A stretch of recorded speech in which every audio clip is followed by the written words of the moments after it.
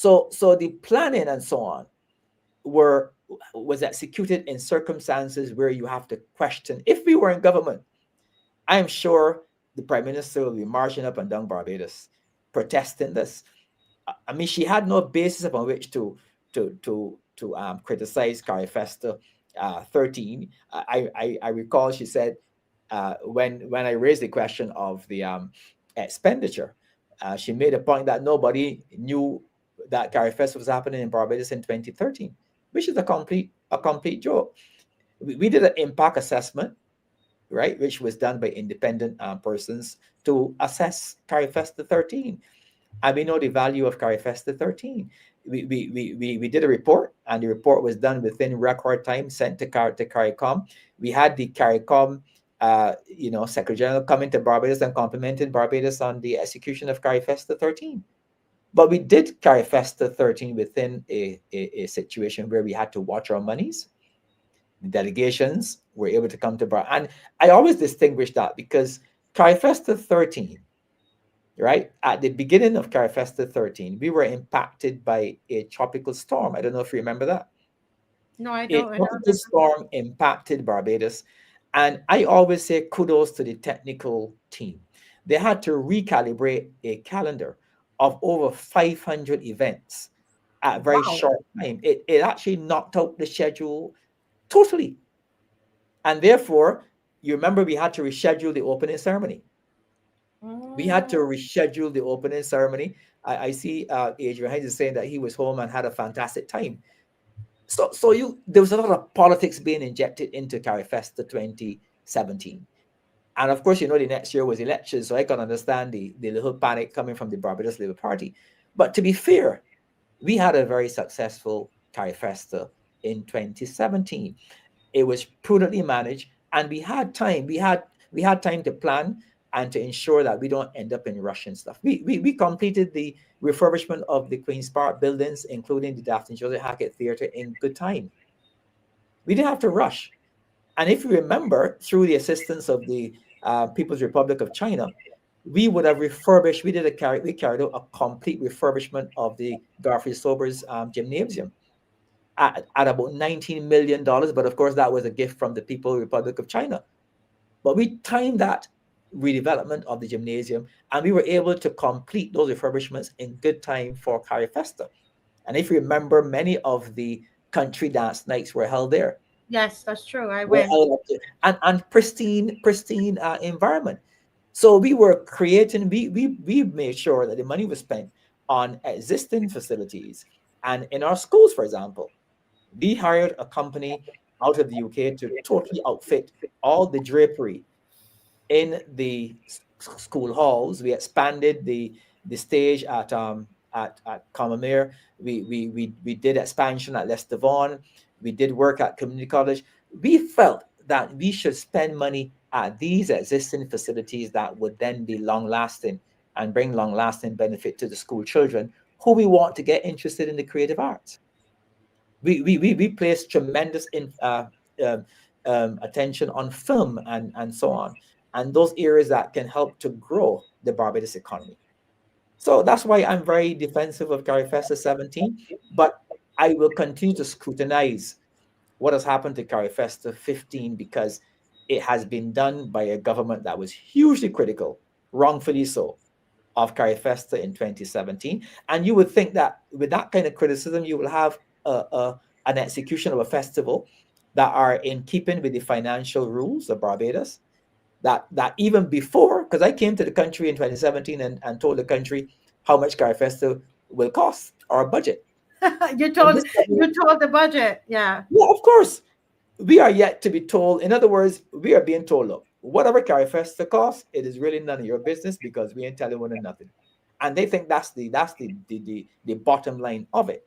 I actually saw a very interesting after I gave a story to Barbados today, and in which I was saying, but where is the budget? Where is the spend? And then I asked the media, but didn't you go to press conferences with the government and ask them what the budget was? And do you know the response that I got? And it was quoted in Barbados today. And I want to read it because, and that was on the 2nd of September. when that story was carried.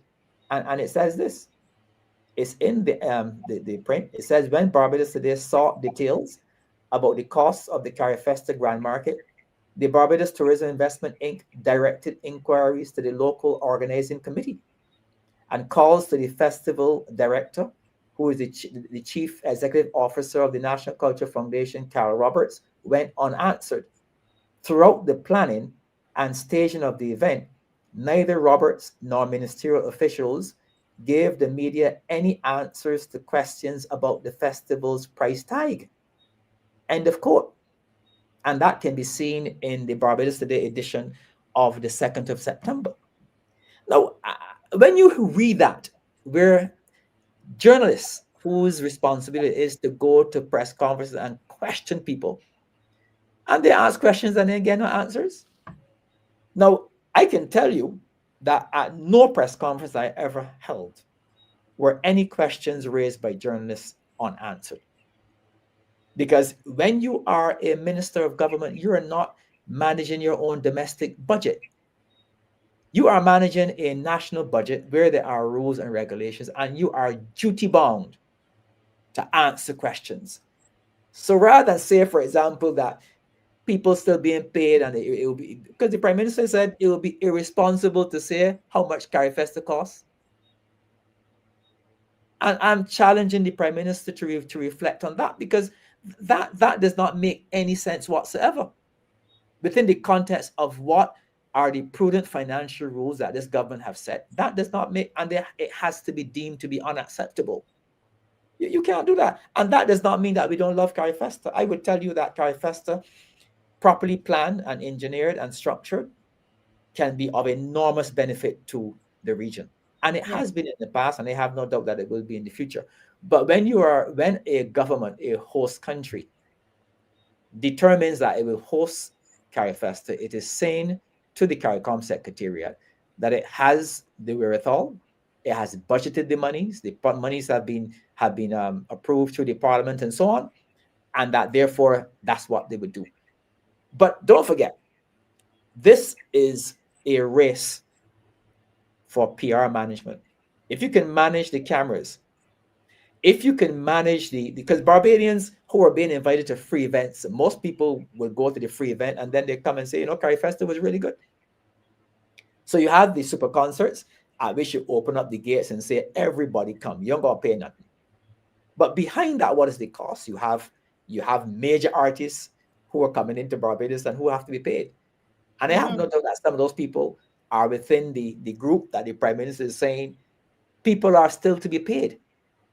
I can tell you this. That's why I'm knocking the shoddy planning and the shoddy execution of Carifesta 15.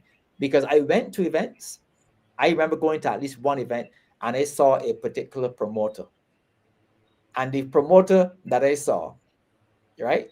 I remember that the minister herself, when questioned, said that Carifesta 15 started rocky. Those were her words, not mine. At least she admitted that it started rocky. So I don't know how you can boast of all this success when you're saying it started rocky. But I went to an event and I saw a promoter and I inquired of the promoter what they were doing, because I was a bit surprised that a promoter was so much involved in ushering people and directing traffic and so on. So the government hired promoters at short notice along with their entire staff because of the chaos that had ensued in terms of events, and paid those promoters to bring order and structure to chaotic planning. What I can say to you is that those promoters themselves are now lining up. I'm sure they have to be paid top dollar. So I'm waiting with bated breath to hear what the final cost is and the breakdown, because we don't only want to see the final cost. I think the government should be made to tell the Barbadians the breakdown of costs. Now that structure at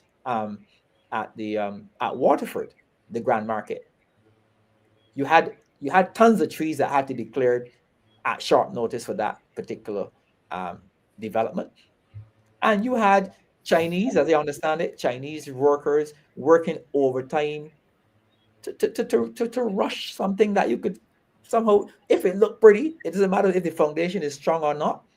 And I hope that the steel that has been used in that project are acceptable of acceptable industry standards. But time will tell. Or people say that the more the monkey climb, the more they show their tail. And time is longer than twine.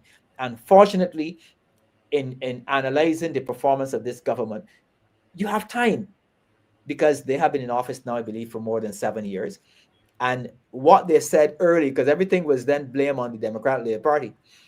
But time now is now 7 years past, and you no longer can do that. The government now has to come onto its own and defend what they're doing. So Yes. they have to mount a defense in relation to the Carifesta spend.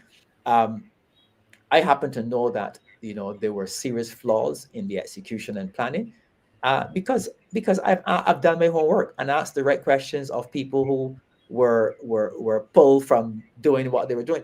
If you have to hire a construction company at short notice to bring their heavy duty equipment at Newton, Mm-hmm. to put down at short notice a car park with only a few days to go before the first event at Newton, then you're asking that particular provider to charge you prime dollar. Exactly. And that's what happened. That's what happened. You have the huge boulders being rolled out. You're not ready. Chaos ensued. And that's what you have. And at the end of the day, you're telling Barbadians, you should be proud that we gave you an artistic center. And we welcome our artistic center. But we don't welcome the shoddy planning and the exhaustive cost. And Mm-hmm. not only Because that, it's the last minute. you're silent about a budget. You have not. And I've asked the question of some persons in the artistic community, because I can tell you, when we did the refurbishment um, of the Queen's Park building and the famous Daphne Jurgen Haggett Theatre, we asked the beneficiaries to be a part of telling us what is the best design, how we should do this, how we should do that. We didn't just go and take up money and spend it. It is important that the beneficiaries are involved in the nitty-gritty planning. I asked the question of some people who should know whether they were involved, whether they were consulted in relation to the planning of the structures at Newton and the structure at Waterford. And I would challenge the government to tell me that they were involved, because many people were not involved. You practically woke up one morning and saw structures in the air, and to whether they are designed for the best utility, no, they can't answer that question. Mm. So that's the issue that has to be. I mean, if I had to be at a press conference, I would probably they probably wouldn't answer those questions either, because you recognize that Barbados today say they went to press conferences, asked the government about the what Carry Festival costs, and the government blatantly refused. But Mr. Lashley, I want to break you to say this. We have two young persons. They're waiting in the Oh, sorry, I take they're apologize. waiting. No, but we started late because we had some technical issues with our Yes, first guest. But this is going so good. I allowed you to continue, but they're going to come in another, I would say, 3 minutes. But I want Barbadians to know that I was made to understand, Mr. Lashley, that you were supposed to be going on a brass tacks program on not Sunday gone, the Sunday before, yes. with the CEO of the NCF and the minister in state Mhm, in the Ministry of Culture, which is Chantel Monroe Knight and Carol Roberts. And I was made to understand that you were ready to go, but then you were told that they were not, they were sick. mhm. Is Yes, that that was, that so? was That's told that, my yes. understanding. The program is yet to come on. I waited 2 weeks. I'm still waiting.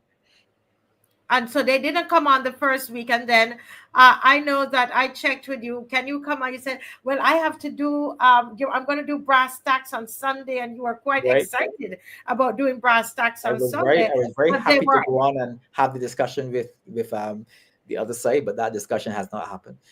so Um, in two weeks in a row there was a no show mhm. from allegedly from Carol Roberts and Miss Chantel Monroe Knight. And Yes, we are I still mean, we waiting. would like, the people would like to know, why wouldn't you sit down and have a discussion Right.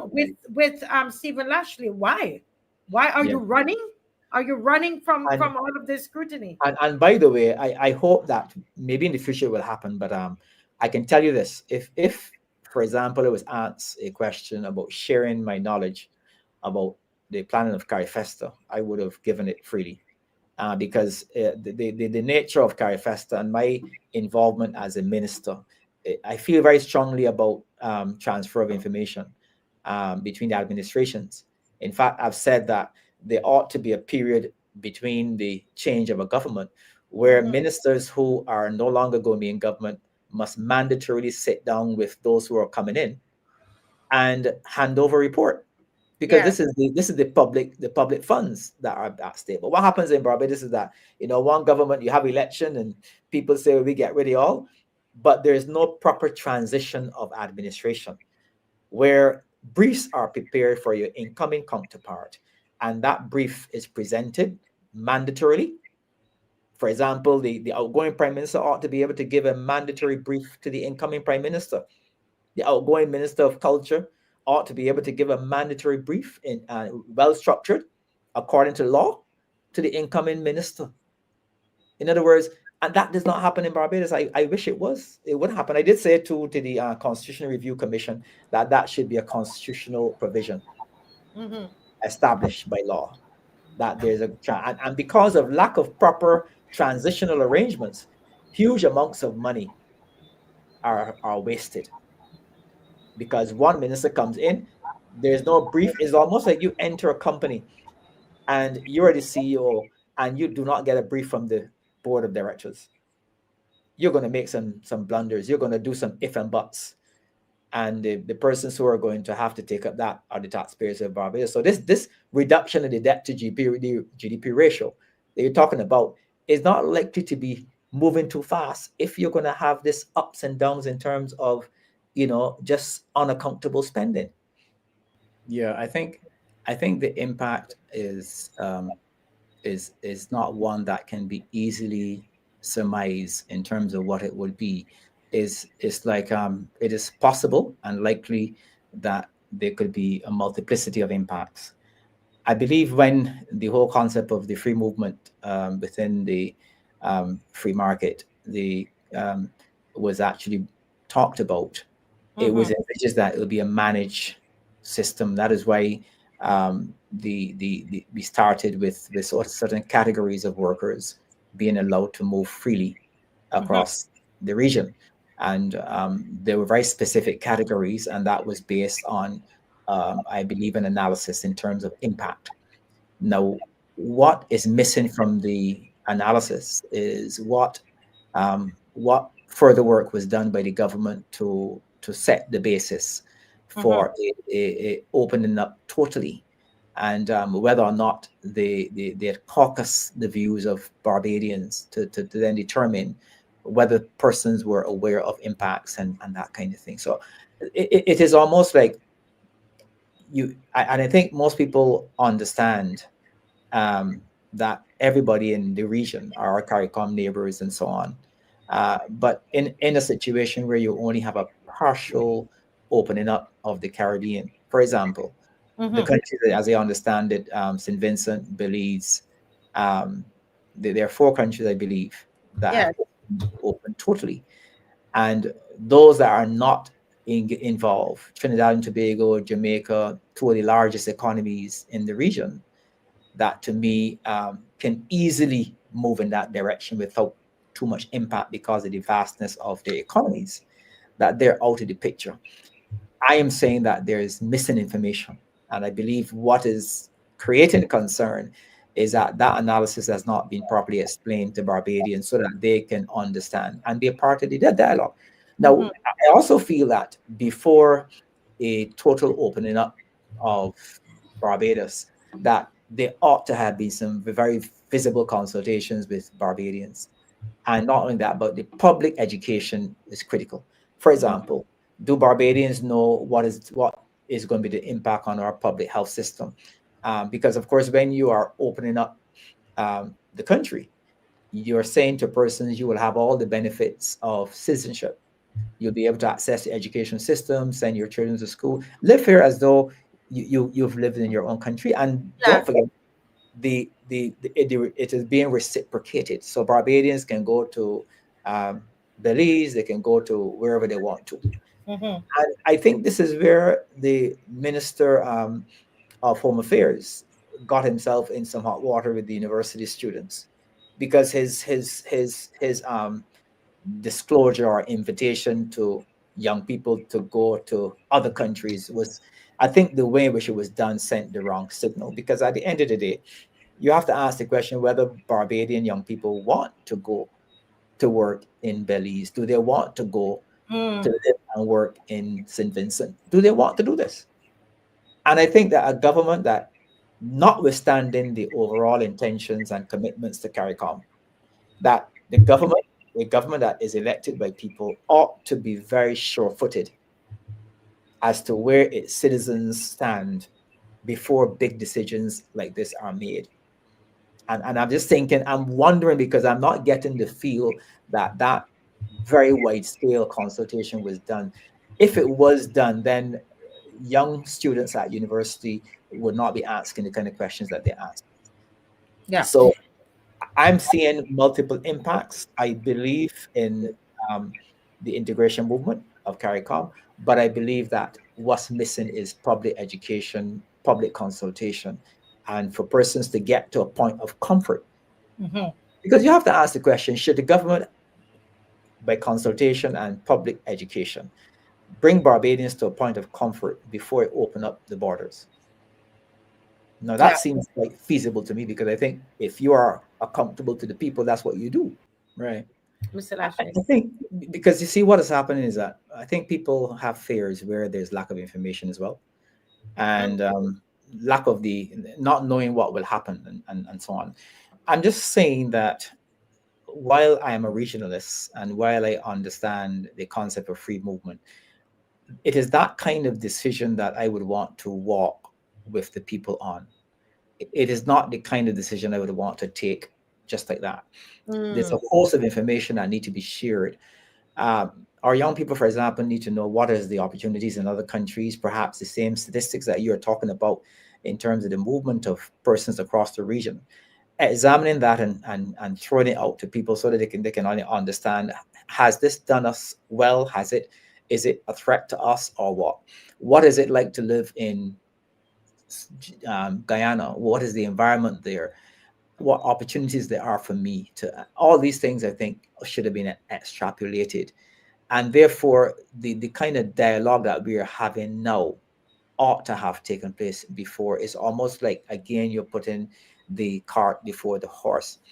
I am one of those persons who believe, in terms of strengthening our governance, that um, questions like these are questions that ought to be placed on the ballot when we have general elections, Mm. where you have important, because once you have opened up your country, once you have gone in that direction, you are making a decision that really and truly will have a long lasting impact to persons. So why can't we ask those persons in an election, when you're going to cast your vote, are you in favor of free movement? How do you think it should happen? Should we go totally? Should we go what the government is doing now, partially? These are questions that the government should not fear the answers. If the answers come back and say, no, no, we don't give you authority to do it, then you have to determine, oh, well, you don't have the authority. But what if people might say, yes, but we want it done in a particular way? And I think we have to look at our governance structures in that way. I think oftentimes governments are fearful of what their public say to them, the answer, because maybe that is somebody's passion. Somebody who is in authority believe that this should be done, and I want to do it while I'm in office. Mm. Whether or not the people who put me here want it or not, I am going to wield that big stick. I am going to be the one to lead. Because the concept of leadership, oftentimes people get it mixed up, where leadership is that you don't know what is good for you. I know what is best for you. And therefore I'm going to make this decision for you. I think we've gone past that kind of leadership. And I'm believing that what is missing here is a host of information, and what is now setting in is some discomfort in relation to the unknown. That unknown gap need to be filled by proper information, and we haven't done it yet. We're still a few days away from the deadline of opening up, and perhaps the government will go the route that has gone with other initiatives, put a little cessation on it so that people can be educated and so that they understand what is it that the government proposes to do in their name. I think that's what's missing in this whole scenario, notwithstanding that the free movement has been talked about, but people are still asking questions. They're Yes. fearful of what is that. I mean, at least some people that I've heard some comments coming back. I've not heard all. You're welcome. Yeah. Wow.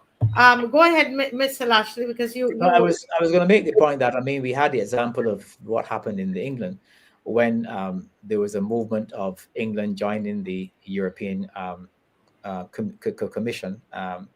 The and the British people voted for that, and I believe what happened is that the British government, they felt differently, but they had to go based on what people were saying in England, and Mhm. in terms of withdrawing from the European community. Yes. And that is telling, because while it may be something that a government does not want, the government must still heed to what people are saying. And it's always dangerous to go otherwise, because then you are not acting in accordance with the mandate of the people. I think we need to get behind our people in Barbados a bit more. This decision, as lofty as it is, I mean, for example, we still have countries in CARICOM that have not decided to adopt the Caribbean Court of Justice as their final court of appeal. And that's because the people have determined that we are not doing that yet. Jamaica has not done that. Oh, Trinidad has not done that. And I'm saying we are making a big decision here, and we are not sure whether the people are solidly behind this. If the people are not behind it, we need to find out why and fix why they're not solidly behind right. it. But I fear that you're having a leapfrog approach, and we're not being sure-footed enough as to whether people want this particular decision. I'm The getting. government should have also put before the people the projections based on anticipated movements of people across the region. In other words, if you open up to X amount of countries, what is the expectation in terms of the movement of people into Barbados and persons out of Barbados, and Mhm. then make some models in Mhm. relation to the impact in terms of education, health, and also speak to questions such as voting rights and so on. I think what will happen is that this notion of citizenship becomes a very open affair, where persons would have the benefits of all that citizens have. And Barbados, of course, needs to understand what are the true implications of this, to being a Barbadian. And I think that that concept of being a Barbadian changes. It begins to change the minute that you're doing this. But the what is in that need to be exposed. We can't have a secret about the implications of free movement. People have to be told, and questions that are on the screen need to be asked. So I'm in favor of pulling the date back.